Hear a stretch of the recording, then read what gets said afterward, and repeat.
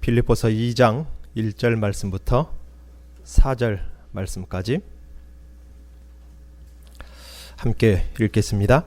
그러므로 그리스도 안에 무슨 권면이나 사랑의 무슨 위로나 성령의 무슨 교제나 긍휼이나 자비가 있거든 마음을 같이하여 같은 사랑을 가지고 뜻을 합하며 한 마음을 품어 아무 일에든지 다툼이나 허영으로 하지 말고 오직 겸손한 마음으로 각각 자기보다 남을 낮게 여기고 각각 자기 일을 돌볼 뿐더러 또한 각각 다른 사람들의 일을 돌아보아 나의 기쁨을 충만하게 하라.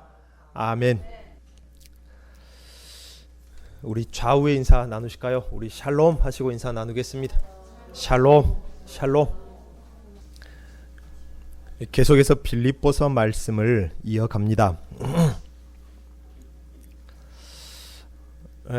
오늘은 빌립보서 2장 1절 말씀부터 4절 말씀을 통해서 한 마음 한 뜻이 되는 길 이란 제목으로 말씀을 나누고자 합니다. 두어 시간에 걸쳐서 같은 본문으로 말씀을 나눌 텐데요. 빌립보서 1장 말씀에서는 그리스도의 복음에 합당한 삶을 살기 위하여서는 한 마음과 한 뜻으로 협력하여 그리스도를 위한 고난과의 싸움을 싸워야 한다. 그렇게 가르쳐주고 있었습니다. 예수 그리스도께서 이루신 그 사역을 우리가 계속 이어가는 것이죠. 이 일을 위해서 존재하는 우리들 그리고 우리 교회에 있어서 가장 중요한 것은 즉 주님의 사역을 계속 이어가려면은 우리에게 반드시 필요한 것은 우리가 그 한 뜻을 위해서 하나가 되는 것이 절대적으로 필요한 우리의 미션, 우리의 과제입니다. 우리가 서로 하나가 되어야 하는 것은 이렇게 중요한 문제입니다. 그런데 지금 우리 교회는 어떤가요?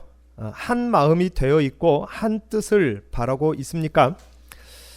그렇지 않다는 말이 아니라 우리가 한 마음이 되어야 하는 것에 대한 우리 스스로의 문제를 한번 과제를 한번 주어보자 그 말인 것입니다. 주님의 몸된 한 교회의 부흥을 위해서 많은 외부 세력과 우리는 싸워야 합니다. 물질 때문에 양심도 의도 선도 팔아버리는 이 세상의 가치관과 싸워야 하고 또 이리 때와도 같은 적그리스도의 사상들 그리고 많은 적그리스도 단체와 사업장들 또 마약과 같이 우리의 영혼을 타락시키는 세상의 문화와도 우리는 싸워야 합니다. 우리가 영적으로 볼 때 싸워야 할 것들이 참 많습니다.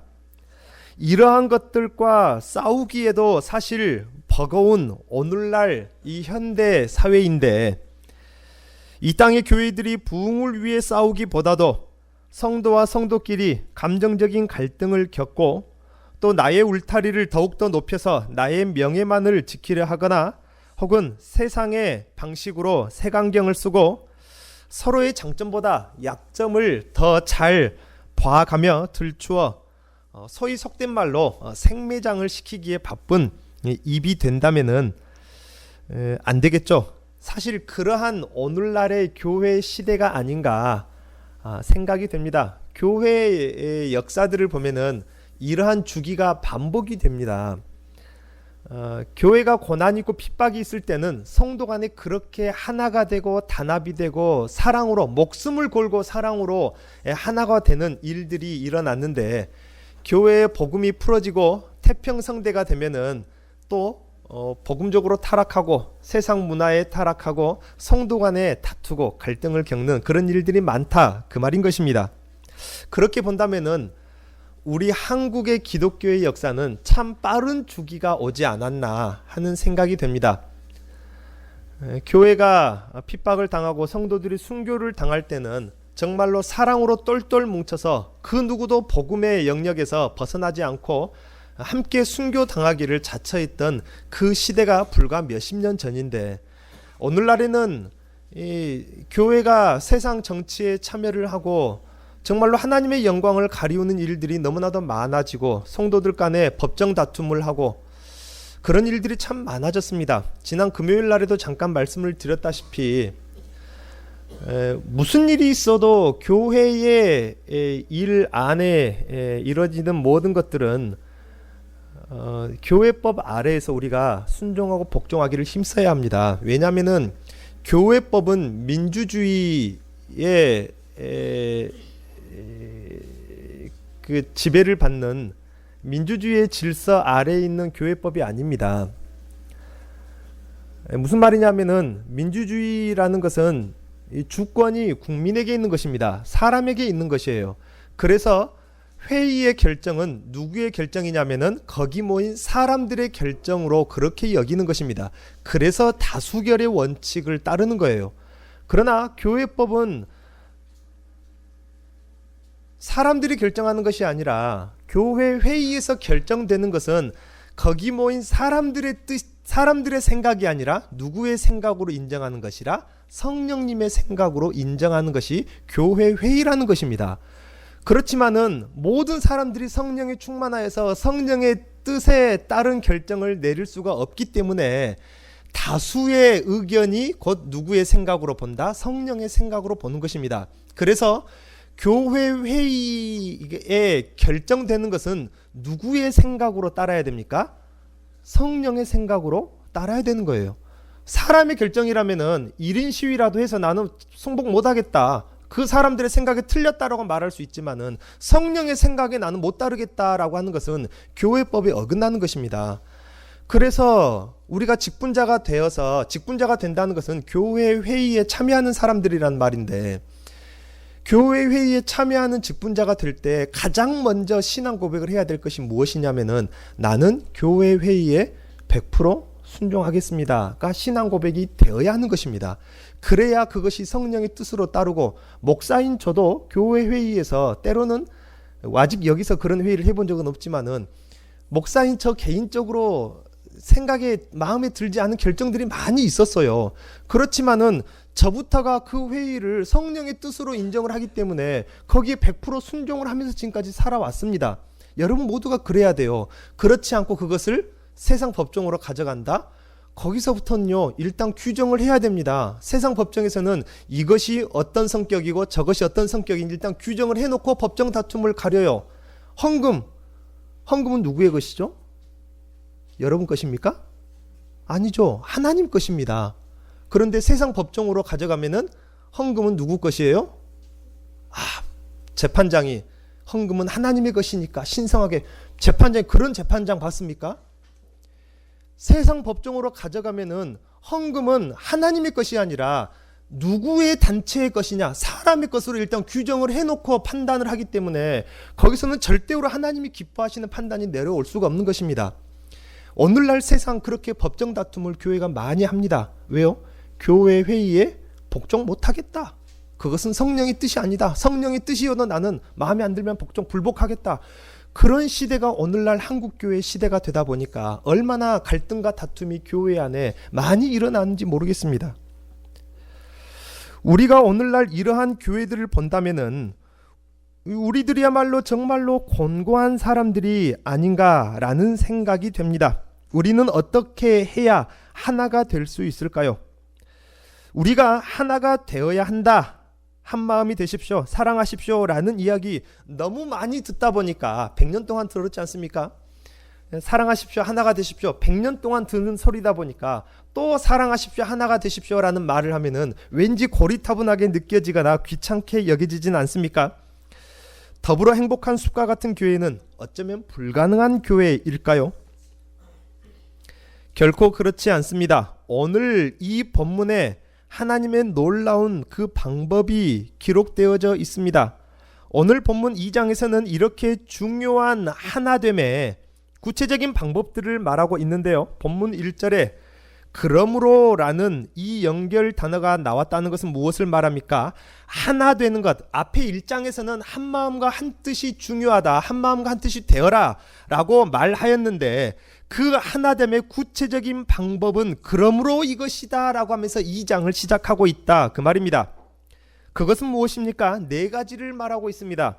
그리스도 안에서의 권면과 사랑의 위로와 성령의 교제와 긍휼이나 자비입니다. 권면과 위로, 그리고 교제, 그리고 긍휼. 이 네 가지 어찌 보면 어려운 단어가 아닙니다만은 우리가 권면도 하고 위로도 하고 교제도 나누고 긍휼을 베풀기도 합니다마는 그럼에도 불구하고 한마음 한뜻이 잘 안 되는 이유는 그 권면이라는 것, 위로라는 것, 교제라는 것, 긍휼이라는 것 어쩌면은 왜곡된 것이 아닌가라는 생각이 듭니다. 그래서 이 네 가지를 바울 사도는 그리스도 안에서의 권면과 사랑의 위로와 성령의 교제 그리고 긍휼이나 자비로 그렇게 설명을 하고 있는데요. 이 시간과 다음 시간에는 이 네 가지에 대해서 살펴보려고 합니다. 오늘은 두 가지, 권면과 위로입니다. 권면이 무엇일까요? 권면, 권한다.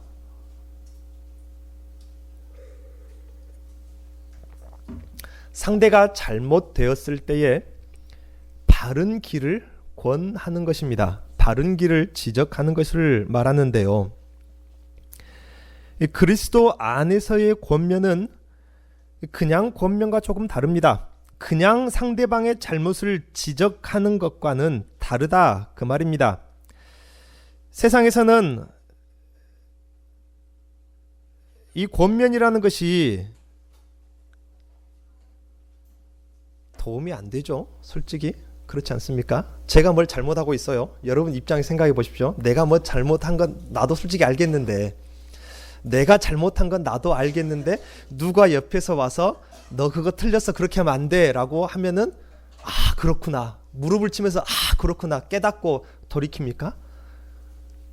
누가 권면하고 지적하면은 그냥 기분이 안 좋죠. 나도 아는데 예. 그걸 가리켜서 지적이라 말하지 않고 뭐라고 합니까? 세 글자로 지적질이라고 해요. 세상에서는 하찮은 인간의 말, 감히 하찮다고 해서 죄송합니다마는 그리스도 안에서 권면에 비교하니까 인간의 말로 권면하는 게 하찮게 느껴져서 제가 감히 여러분께 죄송합니다마는 하찮다는 단어를 수식했습니다. 이해하십시오.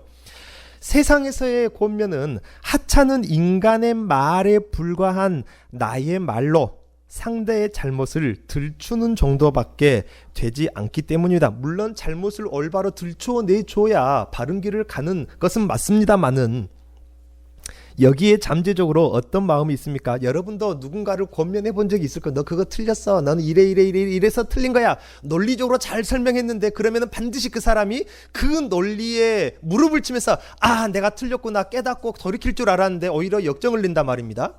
뭐가 틀린 걸까요? 여러분도 그런 권면을 받아봤을 것이고 그렇게 권면을 해서 내가 아주 뿌듯한 마음도 들어봤을 텐데 변화가 안 된단 말입니다. 오히려 역정을 내고 뭐가 잘못됐냐 그 말입니다. 한번 생각해 보십시오. 그렇게 상대방을 지적하는 것 그것은 어쩌면 이런 것일 수 있습니다. 지금 내 앞에 있는 이 부족하고 이쪽 하면 안 되죠. 이쪽으로 내 앞에 있는 이 부족하고 짜잔한 사람의 잘못을 지적할 수 있는 나.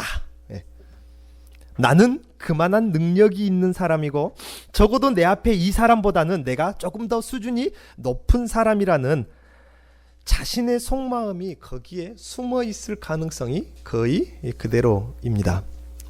그래서 상대방을 지적했을 때에 그 사람을 위로한다, 그 사람을 도와준다는 마음도 있지만은 그래서 상대방을 지적하고 나면은 누가 괜히 스트레스가 풀려요? 내가 스트레스가 풀리고 괜히 내 기분이 뿌듯해지고 괜히 기분이 좋아지는 거예요. 나는 그 사람보다 뭐가 높다? 수준이 높다. 상대를 지적하면 지적할수록 나 자신은 그런 부도덕한 수준에서 왠지 거리가 더 먼 사람처럼 아주 고차원적인 사람이 되는 듯한 기분을 느끼기 때문이라고 합니다. 그리고 만족감을 얻어서 자신이 아주 훌륭한 사역을 한 것 같은 착각을 하게 됩니다. 여기에는 매우 위험한 결과가 있습니다. 먼저는 인간의 이 짧은 지식으로 권면을 하려고 하는 자신의 교만 때문에 죄를 범하게 될 수 있고요. 우리가 권면할 때에 아무리 성경 요절을 갖다 붙여서 말을 한다고 해도 그 성경 요절을 말씀하고 싶은 것이 아니라 그 요절을 빌미삼아 누구 말을 하고 싶어요? 내 말을 하고 싶어 하는 것이다. 목회자도 설교를 할 때 그렇게 설교를 안 해야 돼요. 저는 그렇게 교육을 받았습니다. 다행히 좋은 목사님들, 아버님 목사님도 있었고, 그래서 목사님들이 하는 말이 할 수만 있다면은 무슨 설교를 해라? 강의 설교를 해라. 왜냐면은 강의 설교를 하면은 제가 하고 싶은 말이 있어도 성경 순서가, 본문 순서가 그게 아니니까 어쩔 수 없이 본문의 내용에 따라 가야 되는 것이다. 그래서 목사가 자기 하고 싶은 말을 하면 안 되고 성경에서 말하는 것을 하기 위해서는 강의 설교를 하는 것이 좋다라고 해서 저는 어지간하면은 그래서 강의 설교를 하는 것입니다. 그래서 혹시라도 여러분 귀에 거슬리는 말을 하더라도 이해하십시오. 그냥 저는 순서대로 가는 것이니까 굳이 여러분 들으라고 한 말 아닌 것을 여러분 알아줬으면 좋겠습니다.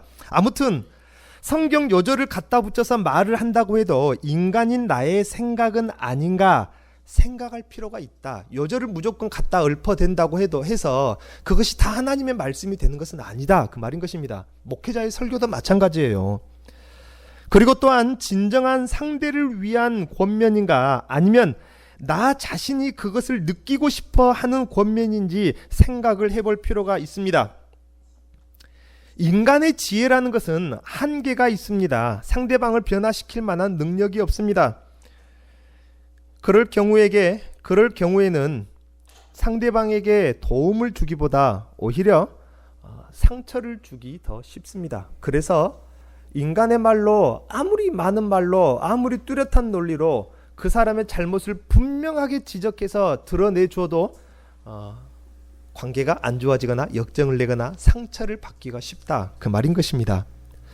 예수님도 서로를 실족하게 하느니 차라리 연자 맷돌을 목에 달고 물에 빠져 죽는 것이 훨씬 더 낫다라고 합니다.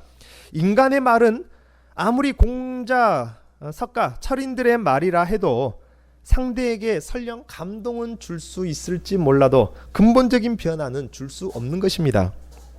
그렇다면 우리들의 권면은 어떤 권면이어야 할까요?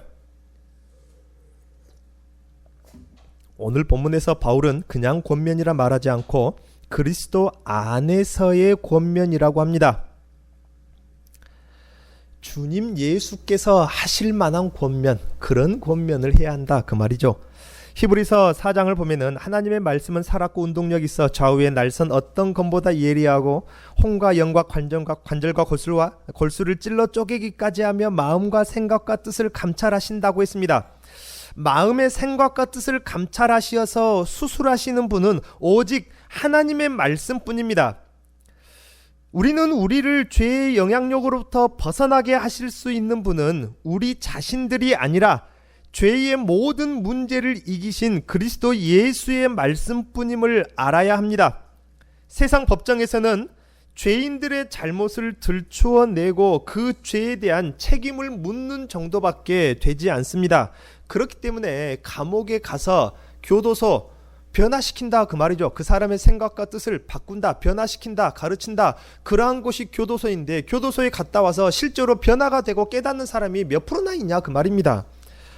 그래서 세상 법정에서는 잘못을 들추고 책임을 묻는 정도밖에 아니기 때문에 사실상 그의 삶과 영혼이 근본적으로 변화되지는 않습니다.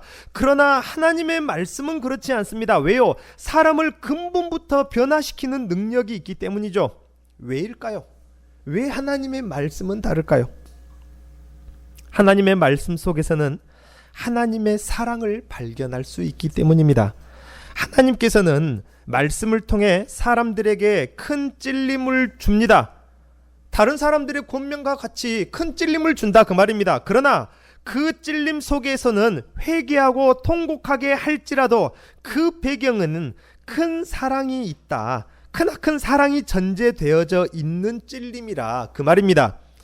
세상의 인간적인 방법은 자기보다 잘못됐기 때문에 찔림을 주는 것입니다마는 하나님은 사랑하기 때문에 그를 살리고 변화시키기 위해서 찔림을 주는 것입니다. 그 차이가 큰 것입니다. 그러므로 우리는 권면할 때에 하나님의 말씀에 비추어서 권면을 해봐야 합니다. 말씀에 비추어서 권면한다. 그게 무슨 말입니까? 반드시 사랑이 있는지 없는지를 먼저 확인을 하고 권면을 하시라, 그 말입니다. 교회에는 두 부류의 장로가 있습니다. 한 부류는 치리만 할 수 있는 장로이고, 다른 한 부류는 강도와 즉 설교를 말합니다. 함께 할 수 있는 장로가 있습니다. 둘 다 장로인데 후자를 가리켜서 목사라 그렇게 부르죠. 치리가 무엇입니까? 왜 교회는 이 두 부류의 장로가 교회를 지도하고 이끌어가는 것입니까? 둘 다 치리를 할 수 있는 장로들입니다. 목사도 그렇고 장로도 그렇고, 그만큼 교회 안에서는 치리라는 것이 중요하기 때문입니다. 교회에선 치리가 없으면 그것은 교회라 볼 수 없는 것입니다. 치리가 무엇입니까? 말씀과 교회법에 벗어난 사람을 성화시키기 위해서 벌을 주거나 해벌을 하는 것이 치리다. 교회법은 그렇게 정의하고 있습니다. 그런데 여기에 치리에 있어서, 즉 잘못된 신앙생활을 할 때에 벌을 주거나 그 벌을 해벌할 때에 그 치리에 있어서 가장 중요한 전제가 무엇이냐면은 그것은 말씀이고 더 구체적으로는 사랑인 것입니다. 교회에서 잘못된 것을 법에 따라 치리를 할 때도 정말로 사랑하는 마음이 없으면은 치리를 해서는 안 되는 거예요. 이것이 치리를 했다 안 했다, 나는 법 문구대로 했다 안 했다, 이 글자대로 했다 안 했다 보다 중요한 것입니다. 그것은 사랑이 있어서 했느냐 안 했느냐, 그것을 우리가 더 봐야 한다, 그 말입니다.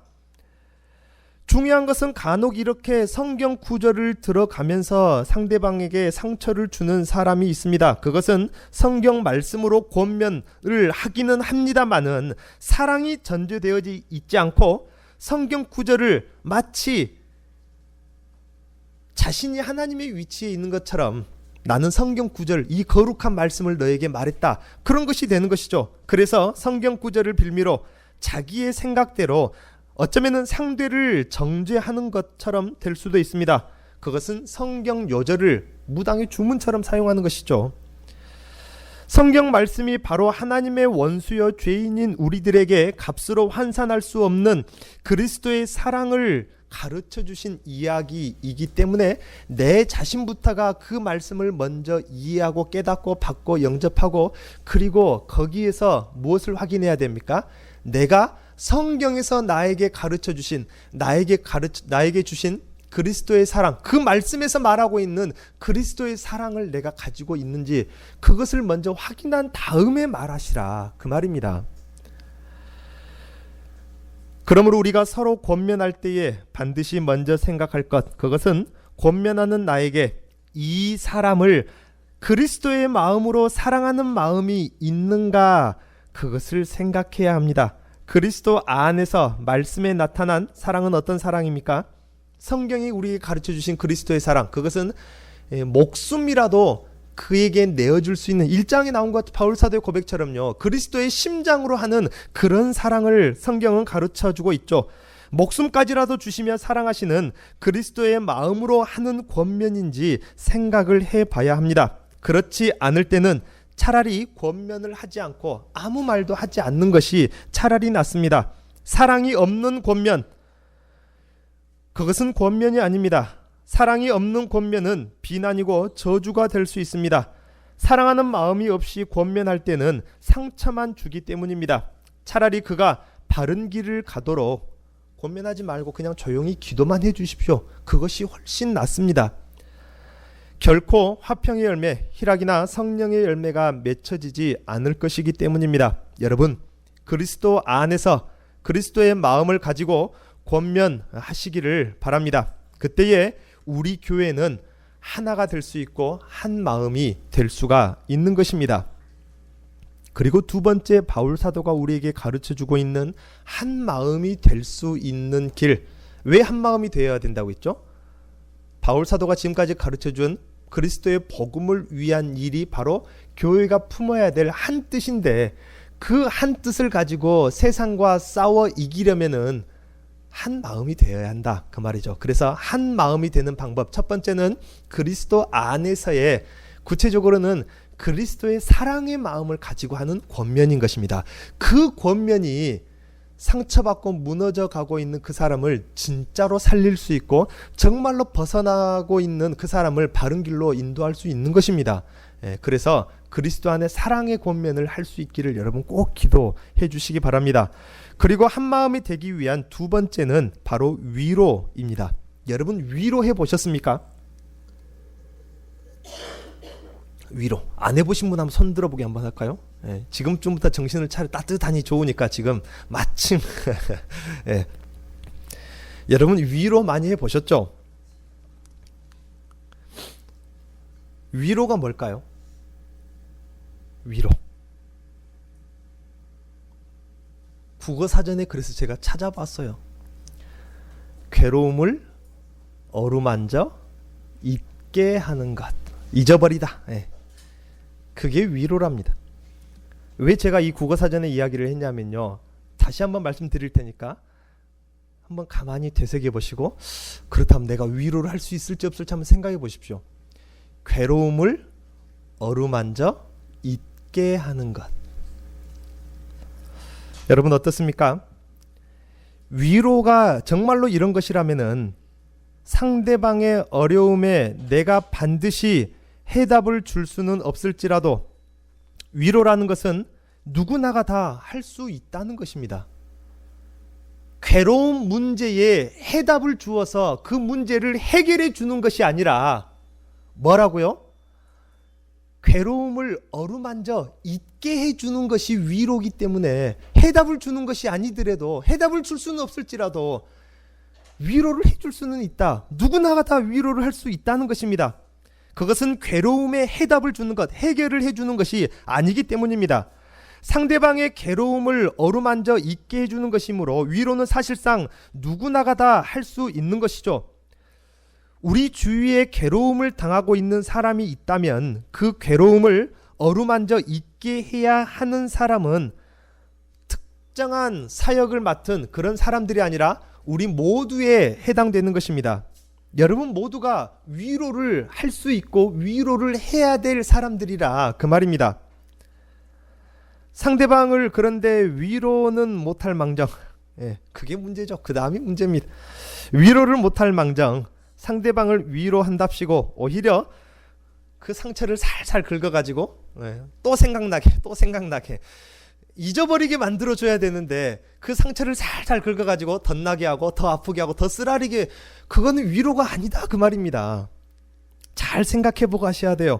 오히려 상처만 더 커지고 고통만 더 크게 남기는 것은 아닌지, 내가 지금까지 했던 위로가 정말 위로였을까라고 한번 생각해 보시기 바랍니다. 그래서 우리나라 옛말에 어떤 말이 있습니까? 불난데 뭐한다? 부채질한다는 말이 있어요. 위로가 아니다 그 말이죠. 나 불 꺼줄게 하고 좀 극단적인 표현일 수 있지만은 성폭행을 당한 한 소녀가 있습니다. 극단적인 표현이 아니라 뉴스에 그런 기사가 많이, 성폭행 당했다는 기사가 많이 나왔다는 것이 아니라 그것을 조사하고 그 사건을 해결하는 과정에서 일어난 일들이, 이런 일들이 많다 그 말입니다.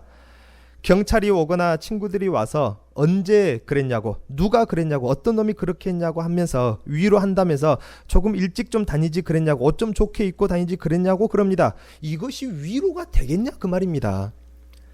괴로움이 어루만져지는 것일까요? 잊혀져지는 것일까요? 그렇지 않다 그 말입니다. 절대로 이런 것은 위로가 안 됩니다. 그런데 그의 부모였다면은 어찌했겠습니까? 그렇게 묻지 않았겠죠. 그저 그 딸을 가슴에 품어주면서 괜찮다고, 따져보면 아무것도 아니라고, 지나가는 사람이 아니라 한낱 짐승에게 물린 것뿐이라고, 상처는 나으면 된다 그 말입니다. 그래도 너는 나에게 가장 소중하고 아름다운 딸이라, 그렇게 말해주겠죠. 어느 것이 이 소녀에게 위로가 되겠습니까? 아버지의 가슴과 말 한마디가 위로가 되겠죠. 왜 그럴까요? 그것은 다른 이들은 진정으로 그 마음에 공감하는 입장이 아니기 때문입니다.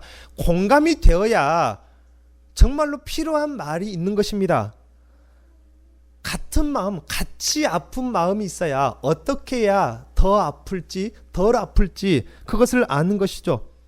다른 이들은 진정으로 그렇지 않을지라도 부모는 이 소녀를 진심으로 사랑하기 때문입니다. 사랑하기 때문에 부모는 이 소녀의 입장에서 그 마음의 고통을 같이 느끼는 것입니다. 같은 표현이 될지는 모르겠지만은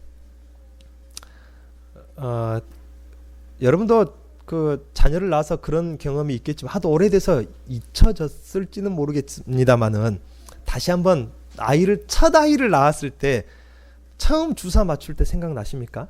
첫 아이 낳아가지고 태어나서 내 아이 처음 주사 맞출 때 그 예방 접종이죠. 뭐 불주사라고 합니까? 뭐라고 합니까? 뭔 CG? BCG. 아무튼 그거 맞추는데 그 눈물 날 뻔했습니다. 이만한 주사 바늘이 손가락 같은 그 팔뚝으로 쏙 들어갔는데 제가 그래서 눈을 감았겠습니까? 안 감았겠습니까? 안 감았어요. 왜 그랬을까요? 두 번째 아이는 좀 고급스러운 거 맞춘다고 이제 주사 바늘 그거 말고 뭐 바늘 여러 개 달린 걸로 꽉 눌러버리대요. 전 팔뚝 부러진 줄 알았습니다. 얼마나 의사가 막 세게 팔뚝을 눌러버리는데 그때도 저 눈물 날 뻔했어요. 그리고 세 번째, 우리 셋째가 이제 3번이 중이염 수술을 한다고 이제 마취해서 전신 마취를 하는데 검사한다고 피를 뽑더라고요. 그 조그마한 몸뚱아리에서 피를 얼마나 많이 뽑는지 그 바늘도 굵어요. 피 뽑는 바늘은. 그래가지고 그 애기 눈은 가리고 누가 눈 뜨고 있어요? 제가 바늘 들어가는 것 자세히 하나하나 다 보고 왜요? 다 느꼈습니다. 그 아이가 얼마나 두려워할지 알아요. 그 빨간 피를 보면서 얼마나 두려워할지 알고 그 아이가 바늘이 들은 고통 얼마나 큰 고통인지를 아는데 제가 그 고통을 그 두려움과 공포를 제가 가져올 수 없잖아요. 가져올 수만 있다면은 제가 대신 맞아주고 제가 대신 느껴주고 싶은데 그렇게 못하니까 제가 뭘 하려고? 같이 느끼려고 눈을 못 감겠더라고요. 같이 느끼려고. 그래서 바늘이 들어가는 순간 정말로 슬로우 비디오로 지나가듯이 하나하나 다 느꼈고 피가 바늘 주사기에 채워지는 것을 하나하나 다 보고 다 느꼈어요. 그렇게라도 해야 되겠다는 생각이 들더라고요. 그것이 공감하는 마음이라는 것입니다. 같이 아파야 뭐가 됩니까? 위로라는 것이 되는 것입니다. 그렇기 때문에 위로라는 것은 해답을 주는 것이 아니라 같이 느껴지고 괴로움을 어루만져 잊게 하는 것이 위로이기 때문에 우리는 모든 것을 같이 위로를 할 수 있다는 것입니다. 고통을 같이 느끼는 것입니다. 우리가 모두 교회 안에서 이 위로를 나눌 때에 필요하고 그러므로 전제되어져야 할 것이 무엇입니까? 역시 사랑인 것입니다. 사랑하는 마음이 없는 위로는 냉정하게 말했을 때 절대로 그것은 위로가 될 수 없습니다. 상처를 안 주면 다행이고 위로는 내가 답을 해결해 줄 수 없는 것이기 때문에 상대의 아픈 마음을 사랑해 주는 것부터 시작을 해야 하는 것이라 그 말입니다. 사랑하는 마음으로 상대의 입장이 되어서 같이 느껴주는 것에서부터 위로는 시작하는 것입니다. 그러므로 내가 누군가를 위로해야 된다면, 내가 누군가를 위로하는 사람이라면 바울 사도의 기도처럼 그리스도의 심장을 나에게 먼저 주십시오 라고 그 기도부터 먼저 하십시오. 우리 안에 참된 위로가 그래야만 나올 것이고 그렇게 됐을 때에 우리 교회 안에 있는 그 모든 사람, 어떤 사람이라도 그 아픔, 우리의 아픔이 잊혀지고 지워질 수 있는 것입니다. 우리가 주님께서 우리의 아픔을 위로하시는 방법이 무엇입니까? 주님께서 여러분의 마음을 위로하시는 방법, 꿈속에 짠하고 나타나서 내가 너 위로해 줄게 그러시던가요? 아니죠. 주님께서 우리의 아픔을 위로하시는 방법은 우리 주님이 직접 나타나셔서 위로하시는 것이 아니라 주님은 바로 여러분들을 통해서 주님의 위로를 전달하시는 것입니다. 주님은 바로 우리들의 사랑이 담긴 위로를 통해서 주님이 나타나시는 거예요. 우리의 사랑의 위로를 통해서 고통 겪는 형제의 기도에 응답하시는 것입니다.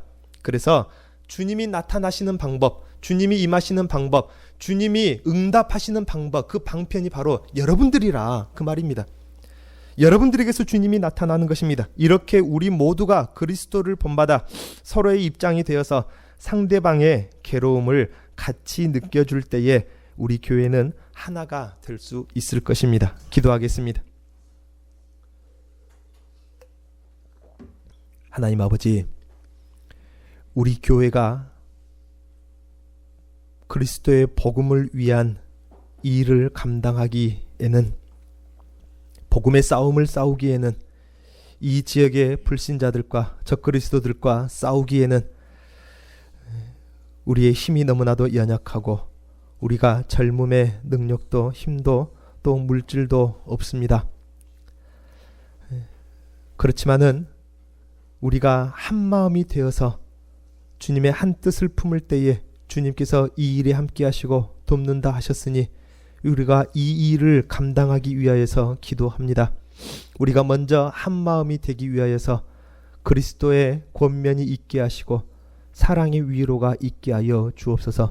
우리 모든 성도가 서로를 대할 때에 아픔도 기쁨도 같이 느낄 수 있는 그리스도의 사랑의 마음을 허락하여 주셔서 이 안에 있는 그 어떤 사람이라도, 그 어떤 사람의 고통이라도 이 안에서 같이 공감하여 열로 수물로 그 아픔이 나누어질 때에 완전히 녹아질 수 있는, 고통보다도 기쁨과 위로의 극대한 기쁨이 있도록 성령께서 우리 이 가운데 함께하여 주옵소서.